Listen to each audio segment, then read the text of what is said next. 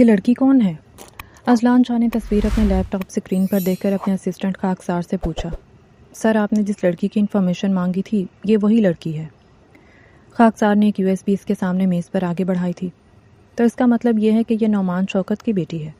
اس نے تصویر کو بغور دیکھ کر کہا، اور طوبہ نعمان کی ہر ایک ویڈیو اور فوٹو بہت غور سے دیکھی تھی تاکہ وہ اسے اچھی طرح جان لے۔ کئی دنوں تک اس نے اپنے آدمیوں کو اس کے پیچھے لگا کر طوبہ نعمان کی ہر چھوٹی بڑی عادت کی جانکاری لی تھی۔ پہلی بار دیکھ کر وہ اس کے حسن کے سحر میں کھونے ہی لگا تھا، لیکن جب اسے پتا چلا کہ دشمن کی بیٹی ہے تو زیادہ دلچسپی لینے لگا۔ ٹھیک ہے، اس سے ملنے کا کوئی دن طے کرو، پلان میں بتاؤں گا کہ کیا کرنا ہے، اس نے خاکسار سے کہا۔ جی سر، جیسا آپ کہیں، خاکسار نے بہت نرم لہجے میں کہا۔ سر، 2 دن تک بہت زیادہ کام ہوگا آپ کو اور میٹنگز کا سخت شیڈیول ہے، وہ اپنے آئی پیڈ کو دیکھتے ہوئے کہنے لگا۔ ہاں، مگر اتنا بھی کام نہ کروائیں کہ چھٹی کے لیے بیمار ہونا پڑے، وہ بظاہر سنجیدگی سے بولا، مگر خاکسار جانتا تھا کہ وہ مذاق بھی سنجیدگی سے کرتا تھا۔ نہیں سر، خدا نہ کرے، بس آپ کہیں تو کچھ کام کو ڈیلے کر دوں۔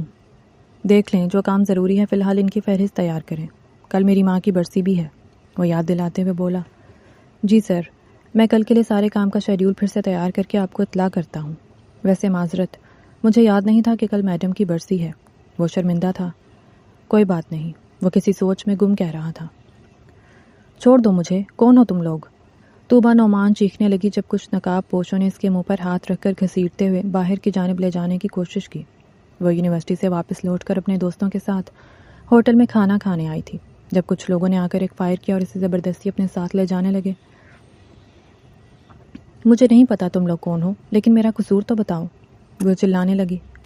منہ بند کر لڑکی، تیرا قصور یہ بہت ہے کہ تو نعمان شوکت کی بیٹی ہے، ایک بندے نے اس کی کن پٹی پر گن رکھ کر ہیبت ناک آواز سے کہا۔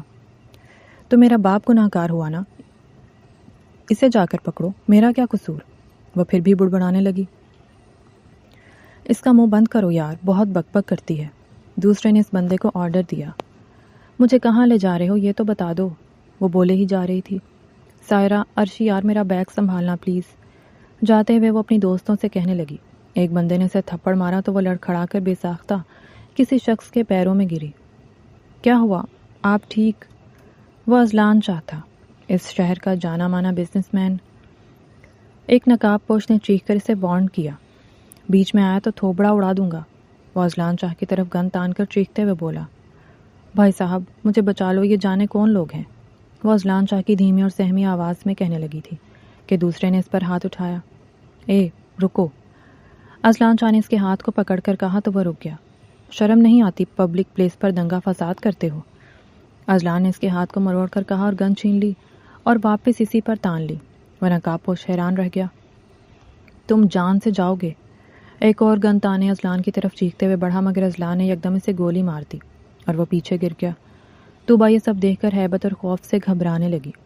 اذلان اس کے سامنے کسی دیوار کی طرح کھڑا ہو گیا۔ اس نے دونوں کانوں پر ہاتھ رکھ لیا اور ایک ٹیبل کے نیچے بیٹھ گئی۔ باہر کھڑے گارڈز آئے اور ان سب پر بندوقیں تان لی اور فوراً سب کو لے گئے۔ سنو، کیا تم ٹھیک ہو؟ اذلان نے نیچے بیٹھ کر طوبہ سے پوچھا جو بہت کانپ رہی تھی۔ اس نے کانپتے ہوئے سر ہلایا تھا۔ چلو شاباش، باہر آؤ، سب کچھ ٹھیک ہے۔ اس نے طوبہ کے سامنے اپنا ہاتھ بڑھایا تو اس نے اذلان کے ہاتھ میں ہاتھ دے کر باہر آنے کی کوشش کی۔ ہوٹل سٹاف سے ایک عورت دوڑتی ہوئی ان کی طرف آئی اور طوبہ کو یکدم سنبھالا۔ انہیں سنبھالیں اور میرے ڈرائیور کے ساتھ گھر ڈراپ کروا دیں۔ طوبہ نے حیرانگی سے اذلان کو دیکھا جو باہر کی طرف بڑھ گیا۔ وہ کچھ کہنا چاہتی تھی مگر اس قدر ڈری ہوئی تھی کہ زبان ساتھ نہیں دے پا رہی تھی۔ مینیجر اسے کمرے میں لے گئی اور جب اس کی حالت بہتر ہوئی تو اسے گھر لے گئے۔ لڑکی کو چماٹ کیوں ماری بے وقوف انسان، اذلان شاہ نے اپنے ہی بندے کو تھپڑ مار کر غصے سے کہا۔ اس نے گال پکڑ کر سر جھکا لیا۔ خاکسار نے سب کو معاوضہ دے کر صرف ایک لڑکے کو رکنے کا کہا اور یہ اذلان شاہ کا آرڈر تھا۔ سر، وہ لڑکی بہت تنگ کر رہی تھی اس لیے تھپڑ مارنا پڑا۔ آئی ایم سوری سر، یہ وہی شخص تھا جس نے طوبہ نعمان کو تھپڑ مارا تھا۔ اگر اسے کچھ چوٹ آ جاتی تو پہلے میں تمہارا ہی خون کر دیتا، آئندہ ایسا کام مت کرنا۔ وہ سر ہلا کر باہر نکل گیا۔ سر، وہ لڑکی آپ سے ملنے کے لیے پتہ ڈھونڈ رہی تھی، شاید مل گیا ہوگا، خاکسار نے اکیلے ہوتے ہی کہا۔ گڈ، اس پر نظر بنائے رکھو، اذلان شاہ نے اطمینان سے کہا۔ نعمان شوکت کی بیٹی کو کوئی نقصان نہیں پہنچنا چاہیے، فی الحال اس کی حفاظت ضروری ہے۔ دشمن کو چوٹ پہنچانے سے پہلے اسے خوش دیکھنا ضروری ہوتا ہے۔ اس کے بعد اسے تڑپانے کا مزہ ہی کچھ اور ہے۔ اذلان شاہ نے مسکراتے ہوئے کہا تھا، جی سر، مس طوبہ نعمان کی جان کی حفاظت پہلی ترجیح ہوگی۔ خاکسار نے دلاسا دیا۔ اسے کب سے ڈھونڈ رہی ہوں، مل ہی نہیں رہا۔ ڈیڈ کے سیکرٹری کو کہا ہے، اس نے کچھ امید دی ہے پتہ لانے کی۔ بھلا میں ایک لڑکی ہو کے اسے کیسے ڈھونڈ سکتی ہوں؟ طوبہ نے منہ بسورے کہا تو اس کی دوست انیتا حیران ہوئی۔ ویسے ٹھیک کہہ رہی ہو، وہ بندہ تو کسی فلمی ہیرو کی طرح آیا اور تمہیں زمین سے اٹھا کر کھڑا کیا۔ انیتا نے بھی پرجوش لہجے میں کہا، اور دیکھا تم نے اس نے گن کو اپنی انگلیوں میں گھما کر کیسے گولی چلائی؟ انیتا کی بات پر طوبہ کو بھی وہ منظر یاد آیا تھا۔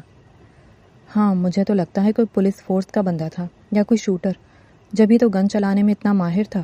طوبہ بھی تشویش سے بولی تھی۔ تو اس سے مل کر کہے گی کیا؟ انیتا نے حیرت سے پوچھا۔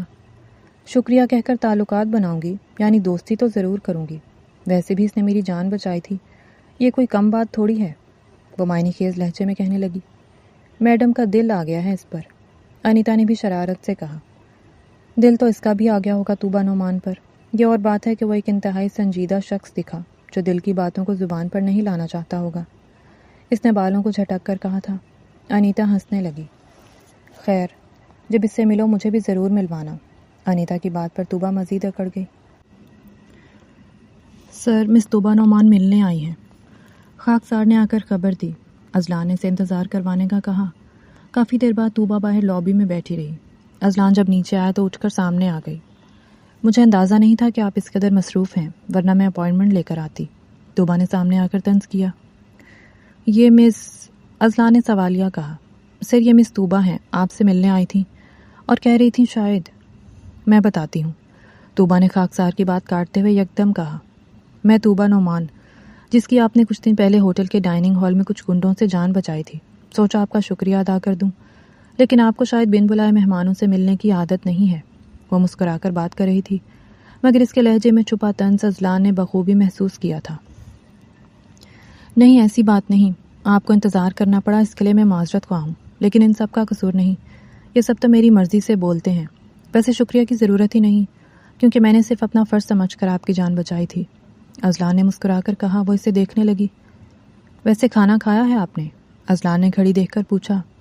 میں تو پچھلے 3 گھنٹوں سے یہاں سڑ رہی ہوں، کھانا کیسے کھایا ہوگا؟ اس نے مصنوعی ناراضگی سے کہا۔ تو چلیں، چل کر کھانا کھاتے ہیں، باتیں کرتے ہیں، کیونکہ اس کے بعد مجھے فلائٹ کے لیے نکلنا ہوگا۔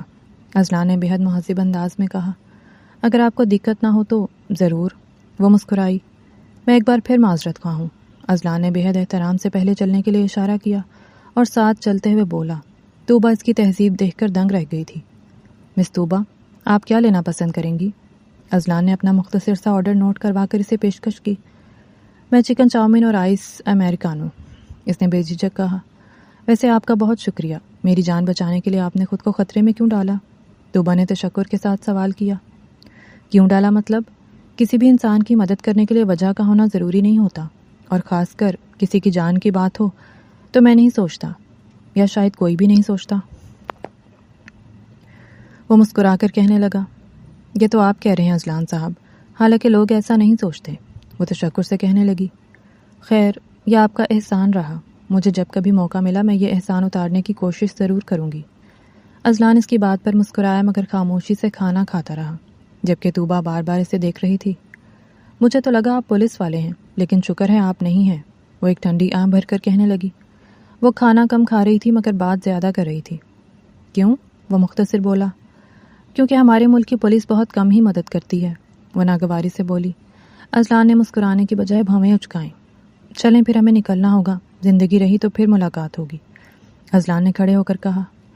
میں اپنا بل ہم نے پے کر دیا ہے میڈم، بے فکر رہیں۔ خاکسار نے آ کر یکدم بات کاٹی۔ لیکن یہ تو غلط ہے، اس نے پاؤڈ بنا کر ہونٹ چڑھائے تھے۔ خیر، مجھے آپ اپنا فون نمبر دیں، ہم پھر ملیں گے، وہ یکدم بولی تو اذلان اس کی جلد بازی پر حیران ہوا، مگر بظاہر اس کا موبائل لے کر نمبر ڈائل کیا۔ تھینک یو، اس نے نمبر سیو کرتے ہوئے خوشی سے کہا، اور دونوں نے اپنا اپنا راستہ لیا تھا اور آگے بڑھ گئے۔ اگلی بار طوبہ نے خود اسے فون کر کے ملنے کا کہا، مگر اذلان نے بھی انکار نہیں کیا اور ملنے کا وقت اور جگہ خود بتایا تھا۔ وہ بہت خوش تھی، اس لیے کافی دیر تک خود پر محنت کر کے بہت زیادہ تیار ہو کر آئی تھی۔ سوری میں لیٹ ہو گئی، وہ کرسی کو کھینچ کر بیٹھ گئی۔ کیسی ہو تم؟ وہ اسے بغور دیکھ کر بولا تھا۔ توبہ خوش ہوئی کہ وہ اس کی تیاری پر گھور رہا ہے۔ کیسی لگ رہی ہوں؟ توبہ نے ہوا کے زور سے اڑنے والی آوارہ لٹوں کو کان کے پیچھے کرتے ہوئے پوچھا تھا۔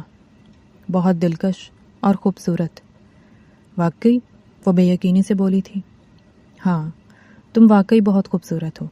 اس فطرت کے نظاروں کے درمیان تمہارا حسن مزید نکھرا ہوا لگ رہا ہے۔ اذلان نے دونوں بازوؤں کو باندھ کر میز پر ٹکایا اور اس کی طرف جھک کر دھیمی آواز میں بولا۔ توبہ جیسے اس کے لب و لہجے سے حیران ہوئی اور اسے لگا کہ اذلان کسی خواب کی طرح اس کے حواسوں پر طاری ہو رہا تھا۔ یہ جگہ واقعی بہت خوبصورت ہے، اس نے شرماتے ہوئے بات گھمائی۔ توبہ کے چہرے پر پھیلتی وہ سرخی کا رنگ اذلان نے محسوس کر لیا تھا۔ کچھ آرڈر کریں؟ وہ اس کی گھورتی نظروں سے گھبرا کر یکدم بولی۔ توبہ کو لگا آج اذلان چاہ کی شخصیت کا استحر اسے جکڑ ہی لے گا۔ ضرور، اذلان نے مسکرا کر کہا اور خود کرسی کی پشت سے ٹیک لگا کر اطمینان سے بولا۔ آپ کیا لیں گے؟ وہ مینیو کو دیکھ کر بولی۔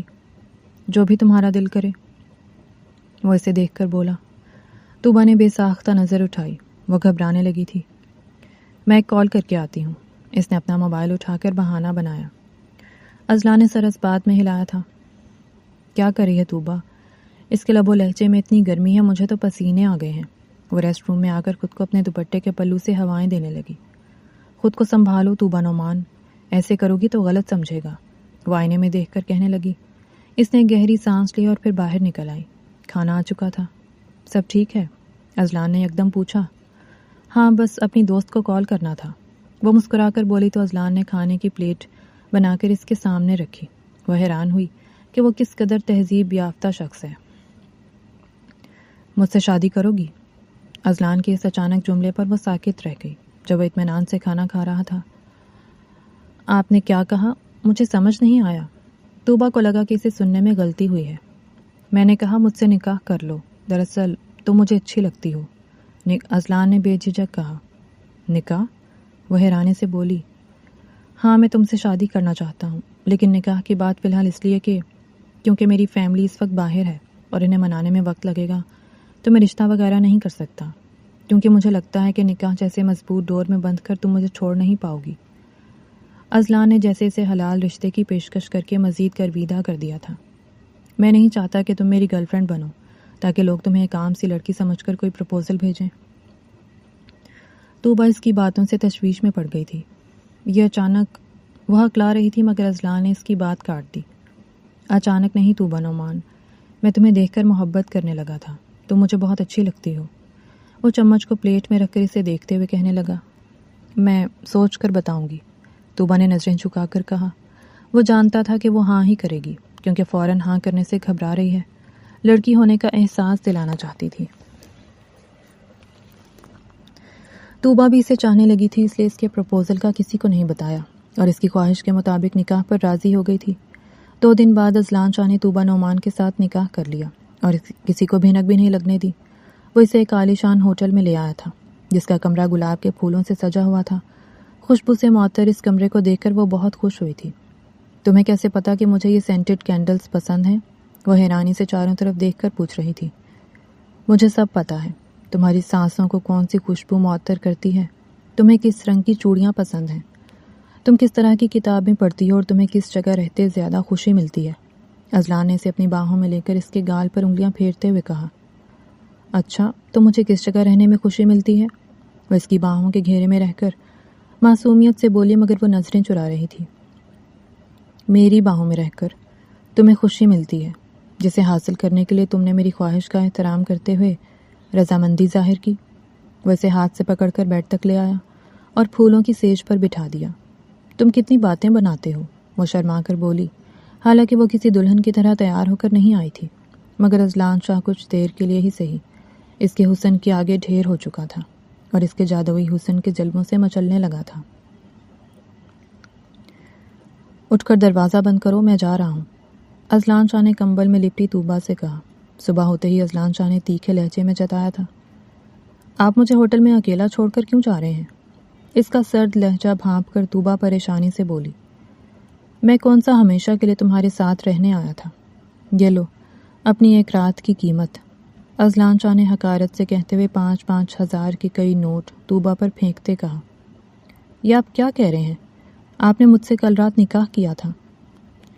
یو سلی گرل، اذلان شاہ تم جیسی معمولی لڑکی کو کبھی اپنی بیوی نہیں بنائے گا۔ میرا انتقام ہو تم۔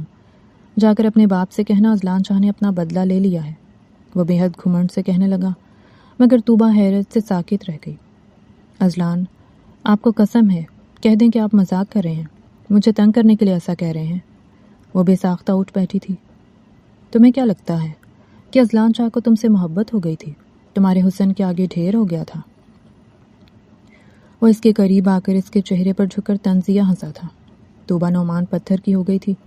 اس کی پلکوں نے بنا چپکے کئی سارے موتی ایک ساتھ گرائے جو اس کے بندھے ہاتھوں میں جذب ہو گئے تھے، جو سختی سے اس نے جوڑ رکھے تھے۔ خود کو لپٹے کمبل کو پکڑے ہوئے تھی۔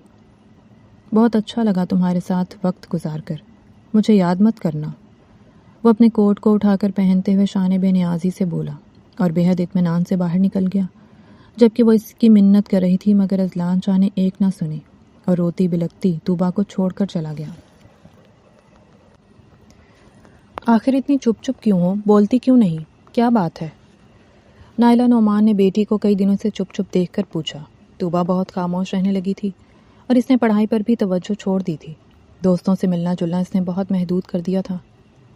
ماما، ایک بات بتائیں، وہ ماں کے کئی دن کے اصرار پر بولی۔ ہاں کہو۔ ڈیڈ نے کبھی کسی عورت کے ساتھ ظلم یا زیادتی کی تھی؟ وہ کسی خیال میں ڈوب کر حیرانگی سے پوچھنے لگی۔ چند لمحوں کے لیے نائلہ نعمان سانس لینا بھول گئی تھی۔ بیٹا، یہ کس طرح کی باتیں کر رہی ہو؟ مجھے جھکتے ہوئے کہنے لگی۔ تو یعنی یہ سچ ہے؟ آپ کا لہجہ بتا رہا ہے کہ انہوں نے کچھ نہ کچھ تو غلط کیا ہے۔ طوبہ نے بات ادھوری چھوڑ دی۔ طوبہ بیٹا، وہ کچھ کہنے ہی والی تھی، مگر طوبہ یکدم اٹھ کر واش روم میں گھس گئی اور دروازہ لاک کر دیا۔ نائلہ بیگم دنگ رہ گئیں کہ آخر یہ کیا ہوا ہے، اسے کس نے بتایا ہے؟ نعمان شوکت اپنی یونیورسٹی میں پڑھنے والی لڑکی کرن کو پسند کرتا تھا، جو ایک مڈل کلاس فیملی سے تعلق رکھنے والی ایک شریف لڑکی تھی۔ نعمان شوکت نے اسے پرپوز کیا تو اس نے صاف انکار کر دیا تھا، کیونکہ نعمان ایک عیاش آدمی تھا، مگر نعمان کی انا کو ٹھیس پہنچی تھی، اس لیے کرن کو اغوا کر کے اس کے ساتھ زیادتی کی اور اسے دنیا کی ذلت سہنے کے لیے بے سہارا چھوڑ دیا۔ جس کے بعد فضیل شاہ، جو کہ ایک معزز اور اعلیٰ خاندان کا اکلوتا وارث تھا، اس نے کرن سے شادی کر کے جیسے اس کی بے نور زندگی کو روشنی بخشی تھی اور بہت عزت اور احترام سے شادی کر کے اسے گھر میں رکھا۔ شادی کے 2 سال بعد اللہ نے انہیں اذلان شاہ کی صورت میں اولاد کی نعمت سے نوازا تھا۔ اپنے بیٹے کے پیدا ہونے کے بعد ہی وہ چل بسی تھی۔ اذلان شاہ جب 16 سال کا تھا تب اس نے اپنے شفیق باپ کو بھی کھو دیا، جو اسے اپنی جان سے زیادہ عزیز رکھتا تھا۔ باپ کے رخصت ہوتے ہی اس نے ماں کی لکھی ڈائری پڑھی تھی، جس میں کرن نے اپنی زندگی کے تمام واقعات لکھے تھے۔ اذلان نے اکیلے ہی زندگی گزاری، مگر اس نے دل ہی دل میں عہد کر لیا تھا کہ وہ نعمان شاہ سے ضرور بدلہ لے گا۔ سر، کئی دنوں سے آپ کی طبیعت خراب لگ رہی ہے، کچھ آرام کر لیں، کام میں دیکھ لوں گا۔ خاکسار نے اذلان کو بے چین دیکھ کر کہا، مگر اس نے سوچا نیند کی کمی کی وجہ سے اس کی حالت خراب تھی۔ سر، سلیم صفدر کو مبارکباد دینے جانا ہے، ان کی بیگم ہاسپٹل میں ہے، انہیں بیٹا ہوا ہے۔ خاکسار کی بات پر اس نے حیرت سے دیکھا۔ جی خاکسار صاحب، ہم کل چلیں گے ان کے پاس۔ اذلان کے لہجے میں تھکاوٹ تھی، جیسے وہ برسوں سے نہیں سویا اور بہت علیل ہو چکا تھا۔ اذلان اپنے اسسٹنٹ کے ساتھ اپنے دوست کے بیٹے کی مبارکباد دینے وہاں پہنچا تو اس کا دوست سلیم صفدر یکدم باہر آ گیا۔ وہ دونوں وہیں کھڑے بات کر رہے تھے۔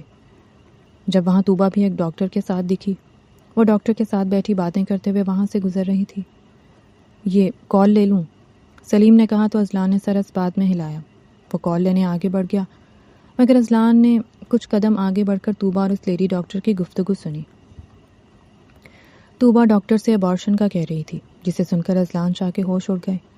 سلیم کے ساتھ وہ اس کی بیوی کے کمرے میں گیا۔ بظاہر وہ کبھی بھی اپنی اندرونی تکلیف کو خود پر حاوی نہیں کرتا تھا، اسے لگا جیسے اس کے اندر کچھ ٹوٹ رہا تھا۔ آپ آئے، یہ بہت ہے۔ اذلان نے اسے پھولوں کا بکے پیش کرتے ہوئے قریب ہی رکھا تو مسز سلیم نے مسکرا کر کہا، بہت خوبصورت پھول ہیں، بالکل میرے اذلان کی طرح۔ اس کے جملے پر اذلان نے چونک کر دیکھا۔ دراصل اسے تمہارا نام بہت پسند ہے، اس لیے اس نے بیبی کا نام اذلان رکھا ہے۔ سلیم نے یکدم وضاحت دی تو وہ مسکرا دیا تھا۔ تم ٹھیک تو ہو؟ سلیم نے اس کے چہرے کا رنگ اڑتے دیکھا تو یکدم پوچھا۔ ہاں، بس تھوڑی سی تھکاوٹ ہو رہی ہے، وہ مشکل مسکرا کر بولا تھا۔ تم کام بھی تو بہت کرتے ہو اور آج کل ایسا لگ رہا ہے اپنا خیال نہیں رکھتے۔ سلیم نے اس کے کندھے پر ہاتھ رکھتے ہوئے کہا، خیر تم گھر جاؤ اور اپنا خیال رکھو۔ سلیم کی بات پر وہ کھڑا ہو گیا مگر اس سے لگا وہ چل نہیں پائے گا۔ تم میرے اسسٹنٹ خاکسار کو فون کر دو گے پلیز؟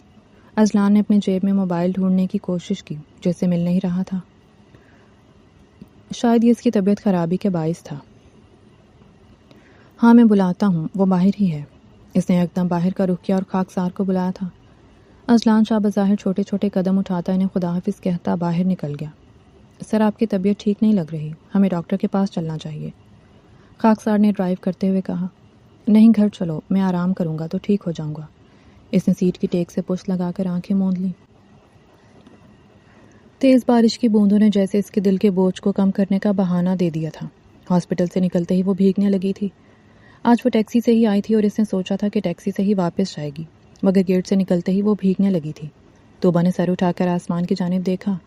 باران رحمت کے چند قطرے اس کے چہرے کو بھگو کر جیسے اس کی روح تک کو پرسکون کر گئے۔ اچانک اسے کسی کی قربت کا احساس ہوا اور وہ چھتری کے سائے تلے خود کو محسوس کرنے لگی۔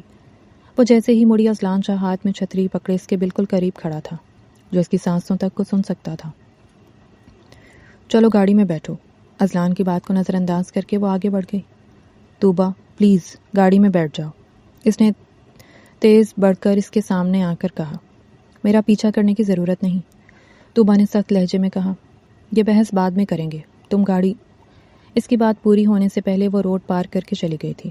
اذلان نے یکدم گاڑی میں بیٹھا اور اس کے پیچھے آ کر گاڑی اس کے قریب روکی، مگر توبہ ٹیکسی روک کر اس میں بیٹھ کر چلی گئی۔ اذلان شاہ دور جاتی اس کار کو دیکھتا رہا۔ وہ اپنے کیے پر بے حد شرمندہ تھا۔ جب سے اسے توبہ کی پریگنینسی کا پتہ چلا تھا وہ اس کی رپورٹ دیکھ کر ڈپریشن میں مبتلا ہو گیا تھا۔ اسے ہر وقت اپنا آپ گناہ گار محسوس ہوتا اور جیسے کوئی تھا جو بار بار اذلان شاہ کو اس کی غلطی پر شرمندہ کرتا تھا۔ اسے ملامت کرنے کے لیے اس کا ضمیر بہت تھا، جس کی عدالت میں وہ کسی بھی گناہ یا ذمہ داری سے بری ذمہ نہیں ہو پاتا تھا۔ آج رات بھی اسے نیند نہیں آنے والی۔ آج بھی آنکھیں بند کرتے ہی توبہ نعمان کی معصوم صورت اس کے سامنے آ جاتی تھی، جو بہت تکلیف میں مبتلا خود کو بہت اکیلا محسوس کر رہی تھی۔ وہ ایک دریا کنارے کھڑی تھی۔ اسے لگا اگر وہ اس تک نہیں پہنچا تو وہ چھلانگ لگا دے گی۔ اذلان شاہ اسے پکارتا ہوا تیزی سے اس کی طرف دوڑا مگر وہ پانی میں گرنے ہی والی تھی جب اذلان شاہ چیختے ہوئے جاگ گیا۔ کمرے میں خاموشی کا راج تھا اور اذلان شاہ نے خود کو ایک بار پھر بیمار محسوس کیا، جیسے وہ ان پچھتاووں کے جنگلات میں پھنس گیا تھا جہاں سے نکلنا ناممکن لگ رہا تھا۔ وہ خود کو پاگل محسوس کرنے لگا تھا۔ سر آپ کھانا نہیں کھا رہے، اس لیے بہت کمزور ہونے لگے ہیں، قریب کھڑے خاکسار نے فکر مند لہجے میں کہا۔ نہیں میں ٹھیک ہوں، وہ بمشکل بولا جبکہ کھانا اسے بالکل اچھا نہیں لگ رہا تھا۔ چلیں چل کر ڈاکٹر سے مل لیں، آج میں نے ان سے اپائنٹمنٹ لی ہے۔ خاکسار نے جیسے درخواست کی۔ کس چیز کے ڈاکٹر سے؟ اذلان شاہ نے مڑ کر دیکھا۔ سر ایک بہترین جنرل فزیشین ہے جو فوراً آپ کی بیماری کا حل بتا کر آپ کو اس بے چینی سے نجات دلا سکتا ہے، یا اپنے فیملی ڈاکٹر کو دکھائیں، لیکن پلیز میری التجا ہے کہ مان جائیں۔ خاکسار کی بات پر اس نے سر ہلایا اور اس کے کندھے پر ہاتھ رکھ کر جیسے اس کی اتنی پرواہ پر سراہا تھا۔ پہلے سلیم صفدر کے پاس چلتے ہیں، اس کی بیوی کی اچانک طبیعت خراب ہو گئی ہے، شاید کوئی پرابلم ہو گئی ہے۔ اذلان شاہ نے مسکرا کر کہا۔ کچھ ہی دیر میں وہ سلیم کے یہاں ہاسپٹل میں پہنچے۔ سلیم کی ہر ایک بات پر اسے جیسے کسی گناہ کا احساس ہوا۔ میری بیوی میری زندگی ہے، پتہ ہے جب تک یہ نہیں تھی میری زندگی نے کبھی میرے اپنوں نے میری قدر نہیں کی۔ یہ سائمہ ہی تھی جس نے ہر ایک سے بڑھ کر مجھے چاہا، ہر حال میں میرا ساتھ دیا، مجھے کسی مشکل میں نہیں چھوڑا۔ میرے بچوں کو اس نے اکیلے سنبھالا، کبھی وقت نہ دینے کی شکایت نہیں کی۔ سچ کہوں تو عورت واقعی بہت مقدس ہوتی ہے، اس کے ہونے سے زندگی ہوتی ہے، ورنہ مرد کچھ بھی کر لیں ہماری محنت کبھی ظاہر نہیں ہوتی۔ اور اب دیکھو اسی کے صبر نے ہمیں 4 سال بعد اولاد کا تحفہ ملا۔ میں تو ان ساری خوشیوں کی وجہ سائمہ کو ہی سمجھتا ہوں۔ سلیم کی باتوں سے اذلان شاہ کی نیند اڑ گئی۔ اسے بار بار اپنے جرم کے احساس نے گھیرا ہوا تھا۔ عورت صرف ماں کے روپ میں مقدس نہیں، یہ بیوی کے روپ میں بھی مقدس ہے، کیونکہ وہ بھی جب ایک ماں بنتی ہے تو سمجھ لو کہ اللہ نے اسے اس رتبے سے نواز کر اسے اعلیٰ عہدے پر فائز کر دیا ہے۔ اس کی آواز اذلان کے کانوں میں گونجنے لگی، جو بار بار بازگشت کرتی ہوئی اس کے کمرے کی دیواروں سے ٹکرا کر اذلان شاہ کے دل و دماغ پر لگ کر اسے کٹوٹے مار رہی تھی۔ اذلان شاہ کو لگا جیسے آج اس کے دماغ کی رگیں پھٹ جائیں گی۔ سر کیا ہوا آپ کو؟ خاکسار کمرے میں آیا تو وہ بے ہوش پڑا تھا۔ اس نے فوراً ڈاکٹر کو بلا کر اس کا چیک اپ کروایا تھا۔ بہت زیادہ سوچنے کے باعث یا کسی پریشانی کی وجہ سے اس کی حالت بگڑ چکی ہے۔ ڈاکٹر نے اسے انجیکشن دیا تھا، جس کے بعد وہ گہری نیند میں تھا۔ ویسے کوئی پریشانی ہے؟ ڈاکٹر نے اسے دیکھتے ہوئے پوچھا۔ پچھلے 3-4 دنوں سے وہ بہت زیادہ ڈپریشن میں لگتے ہیں۔ کھانا اور نیند تو کئی دنوں سے کم ہے، مگر 3-4 دنوں سے یہ بالکل نہیں سو رہے۔ جب سونے لگتے ہیں تو گھبراہٹ ہونے لگتی ہے۔ خاکسار نے فکر مند لہجے میں کہا۔ کچھ دوائیاں لکھتی ہیں، 1-2 دن تک کھلائیں۔ اگر طبیعت بہتر ہوئی تو ٹھیک ہے، ورنہ کسی ماہر نفسیات سے رجوع کریں۔ مجھے لگتا ہے اذلان کو نفسیاتی مسائل کا سامنا ہے۔ ڈاکٹر کی بات پر خاکسار حیران رہ گیا، مگر خاموش رہا۔ توبہ میری بات سن لو پلیز۔ آج پھر اذلان شاہ نے اس کے سامنے آ کر اس کا راستہ روکا تھا۔ میرا پیچھا چھوڑ دو ورنہ میں شور مچا دوں گی کہ تم مجھے تنگ کر رہے ہو۔ وہ دانت پیستے ہوئے بولی۔ ٹھیک ہے تو مچاؤ شور اور بتاؤ لوگوں کو کہ میں اچھا شوہر نہیں ہوں، میں نے تمہارے ساتھ زیادتی کی تھی۔ اذلان کی بات پر وہ غصے سے آگ بگولا ہو گئی۔ تم نے میرے ساتھ کچھ نہیں کیا اذلان شاہ، یہ تمہاری جرت نہیں تھی۔ یہ تو میں بے وقوف تھی جس نے تمہیں موقع دیا اور میرے ساتھ کھیلنے کی اجازت دی۔ یہ تو میں بد کردار تھی جسے اپنے باپ کے کیے کی سزا ملی۔ مجھے کسی شخص پر یقین نہیں کرنا چاہیے تھا، اور یہی میری بد کرداری کی خاصیت تھی۔ توبہ کی آنکھوں سے آنسو جاری ہو گئے۔ اس کے لہجے میں اپنے لیے حقارت اور تذلیل تھی جسے اذلان برداشت نہیں کر پا رہا تھا۔ مجھے معاف کر دو پلیز، میں بالکل غلط تھا۔ مجھے تمہارے ساتھ یہ سب نہیں کرنا چاہیے تھا۔ وہ شرمندہ تھا، اس کے لہجے میں ملال تھا۔ میرے راستے سے ہٹو اذلان شاہ، اگر پھر میرے سامنے آئے تو میں کسی گاڑی کے سامنے آ کر جان دے دوں گی۔ وہ اپنے آنسوؤں کو صاف کرتے ہوئے غصے سے کہنے لگی۔ اذلان اس کی دھمکی پر دنگ رہ گیا۔ اذلان نے کئی دنوں سے اس پر نظر رکھی ہوئی تھی۔ جس ڈاکٹر کے ساتھ توبہ نے ابارشن کی سیٹلمنٹ کی تھی، آج کل وہ خود کسی مشکل سے گزر رہی تھی۔ اذلان نے اس لیڈی ڈاکٹر سے مل کر اپنی جانب سے کوشش کی کہ توبہ کو فی الحال کسی آسرے پر ٹالتی رہے، کیونکہ اگر ایسا ہوا تو وہ ڈاکٹر کا لائسنس کینسل کروا دے گا۔ ویسے بھی وہ باپ کی اجازت کے بغیر اس کام کو سر انجام نہیں دے سکتی تھی۔ اذلان جانتا تھا کہ اگر اس نے صاف انکار کیا تو توبہ کسی دوسری ڈاکٹر سے رجوع کرے گی، اور وہ ایسا نہیں چاہتا تھا۔ سر آپ نے نیند لی؟ خاکسار کل اسے ایک نامور ماہر نفسیات کے پاس لے گیا تھا، جس نے اذلان شاہ کو فی الحال کچھ دوائی اور ایکسرسائز کی ہدایت کی تھی، مگر اذلان کی باتوں سے اسے ایک حد تک اندازہ ہو گیا تھا کہ وہ کسی پچھتاوے میں مبتلا ہے، جس کی معافی یا اظہار ندامت شاید اسے پرسکون کر سکتے ہیں۔ خاکسار اس کی حالت سے بہت گھبرا گیا تھا۔ وہ کسی باپ کی طرح اذلان کا خیال رکھتا تھا۔ جی خاکسار صاحب، نیند آئی تھی اور بہتر محسوس کر رہا ہوں، اس نے بظاہر مسکرا کر کہا تھا، جبکہ وہ در حقیقت صرف ان کو تسلی دے رہا تھا۔ تو آج کیوں نہ آپ اور میں باہر ڈنر کریں، کسی خوبصورت اور دلکش جگہ جہاں سکون ہی سکون ہو۔ وہ جیسے اس کا دل بہلانے کے لیے بھی اجازت مانگ رہا تھا۔ تو گویا آپ کو سمندر کنارے پر بیٹھ کر میرے ساتھ ڈنر کرنا ہے، وہ مسکرا کر بولا تو خاکسار نے مسکرا کر سر اس بات میں ہلایا تھا۔ چلیں پھر آپ کی یہ خواہش بھی پوری کر لیں گے، لیکن آفس ٹائم کے بعد۔ ویسے بھی زندگی میں پہلی بار آپ نے مجھ سے کچھ مانگا ہے، منع نہیں کر سکتا، وہ احتراماً بولا تو خاکسار نے تشکر سے مسکرا کر اس کے سامنے سے ناشتے کے برتن اٹھانے شروع کیے۔ اذلان نے اپنا کوٹ اٹھا کر پہنا اور باہر نکل گیا۔ خاکسار اسے آفس میں چھوڑ کر کچھ دیر کے لیے اجازت لے کر باہر نکل آیا تھا اور آفس مینیجر کو اس کے ساتھ رہنے کی سختی سے ہدایت کی تھی۔ کچھ دیر میں وہ توبہ کے گھر پر تھا، جو ملازمہ کی اطلاع پر باہر آ گئی کیونکہ خاکسار نے خود کو اس کی دوست کا باپ بتایا تھا۔ آپ یہاں کیوں آئے ہیں؟ چلے جائیں ابھی اور اسی وقت، توبہ اسے دیکھتے ہی تیکھے لہجے میں بولی تھی۔ دیکھیں، میں صرف آپ کے 10 منٹ لوں گا، اس کے بعد خود ہی یہاں سے چلا جاؤں گا، خاکسار نے بے حد نرم لہجے میں درخواست کی۔ خاکسار صاحب، میرے پاس اتنا فارغ وقت نہیں کہ آپ کی فضول باتیں سن کر اسے گزار دوں، وہ جاتے ہوئے بولی۔ دیکھیں، میں نہیں جانتا کہ اذلان صاحب اور آپ کے بیچ کیا ناراضگی ہے، مگر وہ آپ کو بہت چاہتے ہیں۔ جب سے آپ دونوں دور ہوئے ہیں وہ ایک دن بھی سکون سے نہیں رہے۔ وہ جاتے ہوئے رک گئی۔ اسے حیرت کا جھٹکا لگا کہ اذلان نے محض اپنے دل کی تسلی کے لیے اس کی تذلیل کی تھی، مگر اس نے یہ بات کسی کو نہیں بتائی کہ نعمان شوکت کی بیٹی سے بدلہ لینے کے لیے سب کیا تھا۔ اذلان صاحب بہت ڈپریسڈ ہیں، اگر وہ ایسے ہی رہے تو ایک دن شاید اپنی جان سے گزر جائیں۔ خاکسار نے بمشکل بات مکمل کی۔ توبہ کے قدم وہیں جم گئے اور ساکت رہ گئی۔ زندگی میں پیسہ، طاقت کتنا بھی ہو، مگر ان سب چیزوں سے سکون نہیں خریدا جا سکتا۔ اذلان شاہ بھی انہیں امیر زادوں میں سے ہیں جن کے پاس گھر تو ہے مگر گھر والے نہیں جو اسے غلط صحیح کا فرق سمجھا سکیں، جن کے ہونے سے وہ فیملی کی قدر کر سکیں۔ اب وہ اتنے اکیلے ہیں کہ لوگ ان سے بات تو کرتے ہیں مگر ان کی سننے میں کوئی دلچسپی نہیں رکھتا۔ وہ بات کرتے ہوئے رک گئے۔ تو اب کیا چاہتا ہے؟ میں آ کر اس کی خدمت کروں یا اس کے دکھڑے سنوں؟ وہ دونوں بازوؤں کو باندھ کر طنز کرنے لگی۔ نہیں، آپ کے پاس میں ملنے آیا ہوں یہ انہیں ہرگز نہیں پتا، مگر میں آپ کو یہ بتانے آیا ہوں کہ انہوں نے اگر آپ کے ساتھ غلط کیا ہے تو ان کو اس بات کی سزا مل رہی ہے، اور اس سزا کے وہ خود کو مستحق سمجھتے ہیں۔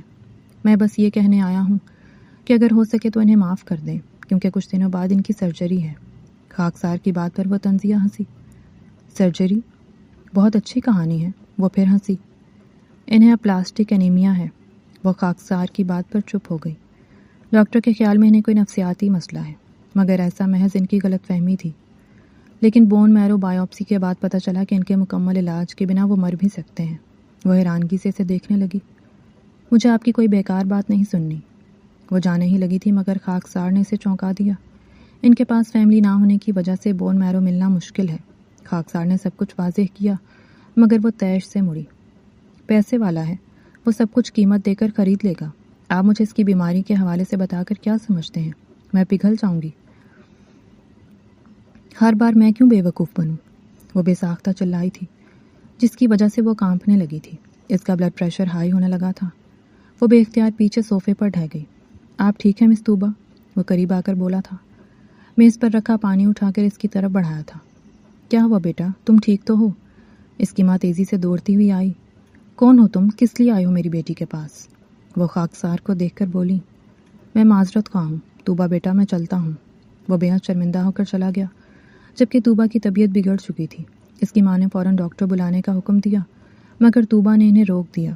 وہ نہیں چاہتی تھی کہ انہیں کچھ بھی پتہ چلے۔ طوبہ چلو میں چھوڑ دیتا ہوں۔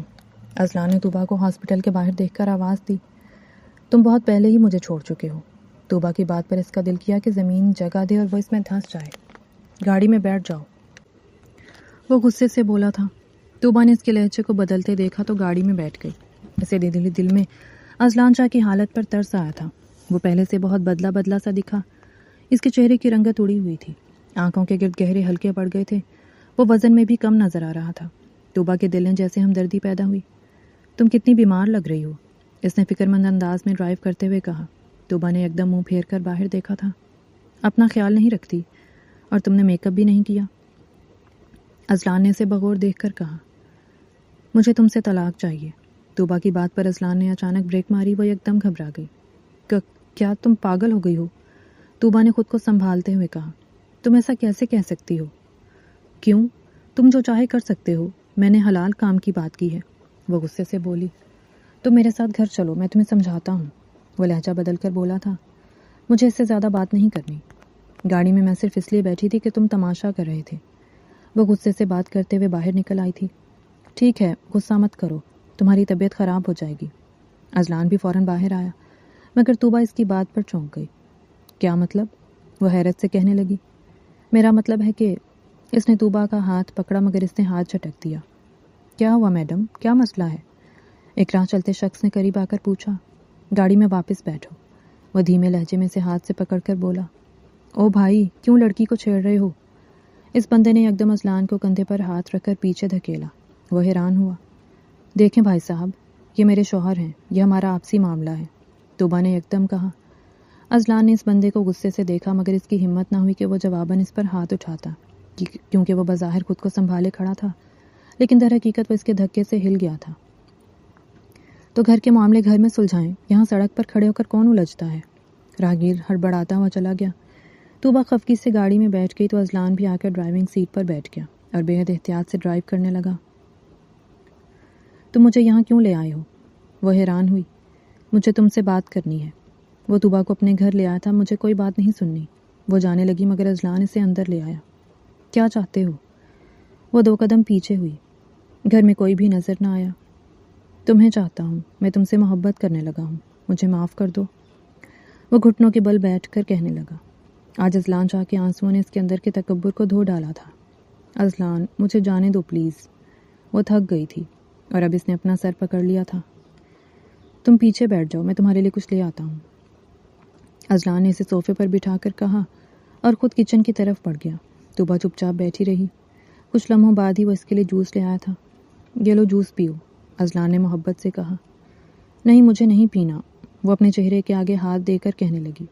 پلیز پی لو۔ طوبا کو اس پر ترس آ گیا اور جوس لے کر پینے لگی۔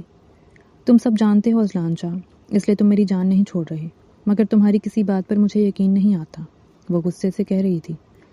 تو ٹھیک ہے، مت یقین کرو، نہ ہی میرے ساتھ رہو، جیسا دل کرے ویسا کرو، مگر بس مجھے معاف کر دو۔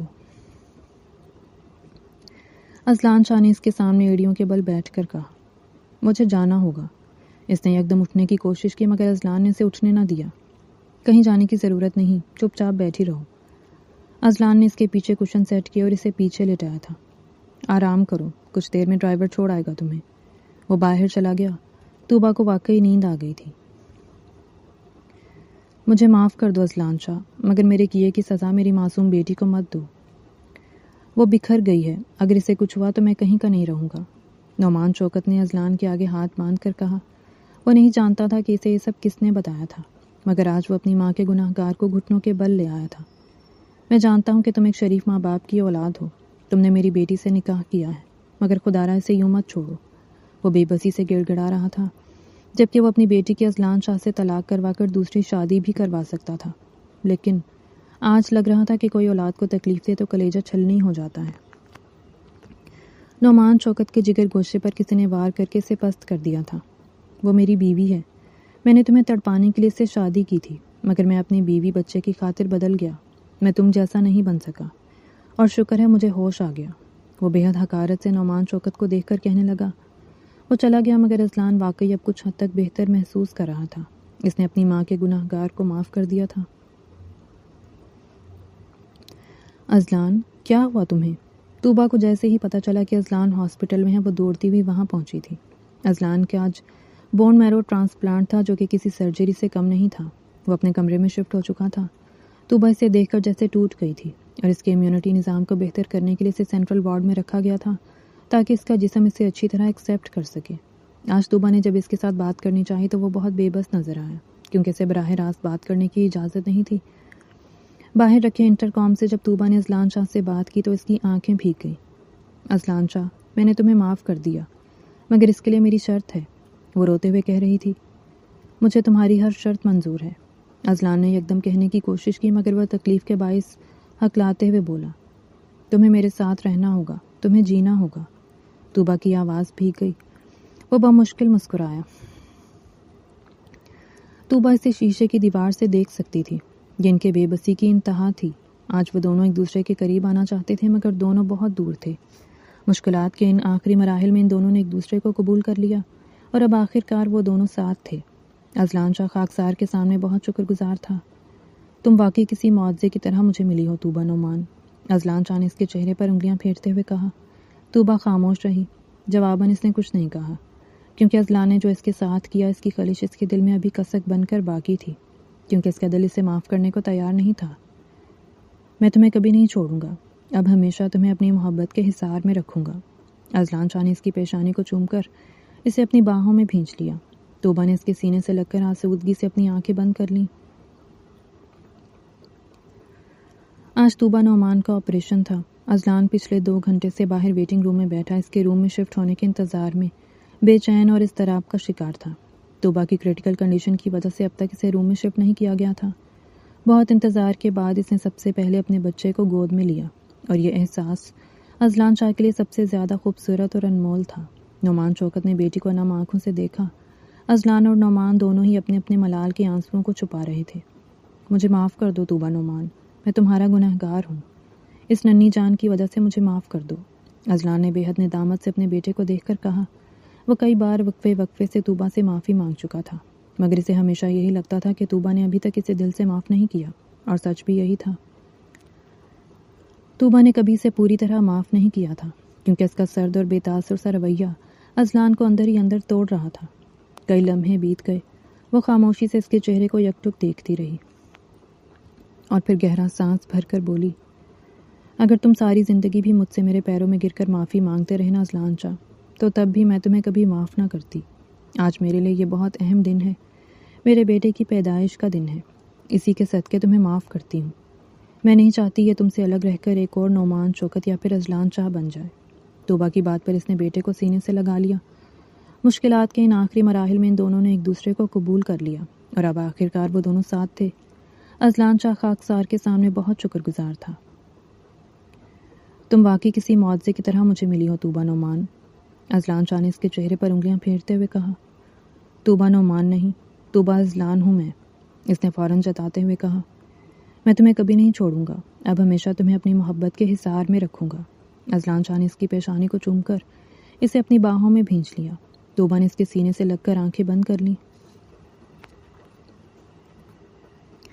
یہ کہانی صرف محبت یا انتقام کی داستان نہیں تھی، بلکہ انسان کے غرور، غلط فیصلوں، ٹوٹے ہوئے دلوں اور پچھتاوے کی اذیت کو بہت گہرائی سے دکھاتی ہے۔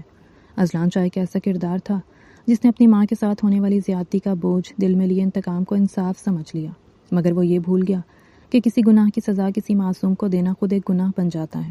اس کی شخصیت میں وقار، محبت اور احساس تھا، مگر غصہ اور نفرت نے اسے اندھا کر دیا۔ جبکہ طوبہ ایک نرم دل، بھروسہ کرنے والی لڑکی تھی، جس نے محبت کو سچ سمجھ کر خود کو مکمل طور پر کسی کے حوالے کر دیا، اور پھر اسی اعتماد کے ٹوٹنے نے اسے اندر سے بکھیر دیا۔